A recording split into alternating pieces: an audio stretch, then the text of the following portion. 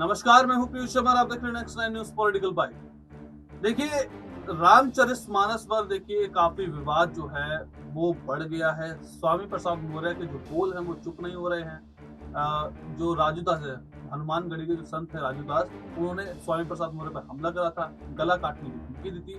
उसके बाद फिर स्वामी प्रसाद मौर्य ने योगी और पीएम को इसका जिम्मेवार ठहराया था, आरोप लगाया था कि ये दोनों जो है वो मुझे मरवाना चाहते हैं। उसके बाद फिर सपा के ही जो नेता हैं, जो दो महिला नेता हैं, ऋचा सिंह और रोली तिवारी, उन दोनों ने स्वामी प्रसाद मौर्य के खिलाफ देखिए बयान दिए थे और बोला था कि देखिए नफरत वाले बयान आप बंद कीजिए। इसके ऊपर क्या हुआ एक्शन कि अखिलेश यादव ने उन दोनों को ही निकाल दिया। स्वामी प्रसाद मौर्य को कुछ नहीं बोला, लेकिन जब इन दोनों को निकाल दिया फिर इन दोनों ने, यानी कि ऋचा सिंह और रोली तिवारी ने क्वेश्चन किए अखिलेश यादव से कि भैया देखो आपने मैं निकाल तो दिया है, इसका आपने हमें कोई रीजन नहीं दिया निकालने का, या फिर हमसे पूछा कि आप भैया आपने ऐसा क्यों बोला। और उसके बाद फिर उन्होंने आरोप लगाना शुरू करे। ऋचा सिंह ने तो यहाँ तक बोल दिया कि हम महिषासुर मर्दनी हैं, यानी कि महिषासुर को हम मारने आए हैं। ये इनडायरेक्टली देखिए अखिलेश यादव और स्वामी प्रसाद मौर्य पे था। देखिए, पिछले दिनों जिस तरीके से एक छद्म समाजवादी के द्वारा लगातार रामचरितमानस को लेकर जो है ऐसी टिप्पणियां की जा रही थी जो समाज के लिए बेहतर नहीं है और समाज में धार्मिक उन्माद फैलाने वाली हैं। मैंने इसके खिलाफ अपना प्रतिरोध जाहिर किया था और इस प्रतिरोध के चलते आज मुझे समाजवादी पार्टी के द्वारा बिना कारण बताओ नोटिस जारी किए, बिना लोकतांत्रिक प्रक्रिया का पालन किए मुझे मेरा निष्कासन कर दिया गया है। और लेकिन मैं आपसे कहना चाहती हूँ कि प्रभु श्री राम इस देश की आत्मा में बसते हैं और श्री रामचरितमानस इस देश के प्रत्येक नागरिक के लिए पूजनीय है और वो उसका सम्मान करता है। अगर रामचरितमानस के पक्ष में खड़े होने पर मेरा ये निष्कासन किया गया है तो मैं इस निष्कासन को सहर्ष स्वीकार करती हूँ और मैं इस देश की आत्मा और अपने पूजनीय ग्रंथ रामचरितमानस के सम्मान में खड़ी हूँ और खड़ी रहूंगी। समाजवादी पार्टी से आपने 2 बार चुनाव भी लड़ा और अखिलेश यादव खुद आपको मानते थे, उसके बावजूद भी आपने रामचरितमानस के समर्थन में ट्वीट भी किया और काफी बयान भी दिया।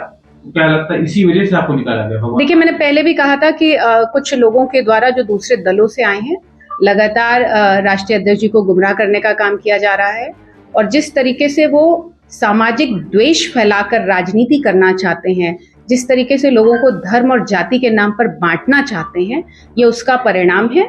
और हम लोग समाजवादी लोग हैं। लोहिया जी यह कहा करते थे कि समाजवाद का तात्पर्य है कि दलित, वंचित, शोषित, आधी आबादी और सबके साथ समान व्यवहार किया जाए। और आज अगर लोहिया जी होते तो समाजवादी पार्टी शायद उन्हें भी बाहर का रास्ता दिखा देती। लेकिन मैं आपसे स्पष्ट कहना चाहती हूँ कि समाजवादी पार्टी का मतलब समाजवादी विचारधारा नहीं है। समाजवादी विचारधारा लोहिया जी के संघर्षों से प्रेरित होती है, जयप्रकाश नारायण के जो है संघर्षों से प्रेरित होती है और हम समाजवादी विचारधारा को मानने वाले लोग हैं। हम समाजवाद के रास्ते पे आगे बढ़ते रहेंगे। और लेकिन समाजवादी पार्टी ने यह दिखा दिया है कि वह लोकतंत्र में भरोसा नहीं करती, इसलिए उन्होंने लोकतांत्रिक प्रक्रिया का पालन नहीं किया है। दोनों क्योंकि देखिए यहाँ पर अगर बात की जाए अखिलेश यादव की तरफ से स्वामी प्रसाद मौर्य को चुप कराने के लिए या फिर उनके बयानों का पलटवार करने के लिए ऐसे कोई खास बयान या टिप्पणी नहीं आई। इसलिए देखिए कि समाजवादी पार्टी में भी बगावती सुर दिख रहे हैं। स्वामी प्रसाद मौर्य के खिलाफ सिर्फ ऋचा सिंह और रोली तिवारी नहीं, शिवपाल सिंह यादव ने भी काफी तीखे बयान दिए हैं और बोला है कि स्वामी प्रसाद मौर्य के ये जो बोल हैं वो उनके अपने हैं, हमारे नहीं। देखने वाली बात ये होगी कि क्या ऋचा सिंह सही में महिषासुरों को घात कर पाएंगे। अगर ये वीडियो आपको अच्छी लगे तो इस वीडियो को लाइक कीजिए, शेयर कीजिए, हमारा चैनल सब्सक्राइब कीजिए। तब तक आप देखते रहिए नेक्स्ट 9 न्यूज पॉलिटिकल।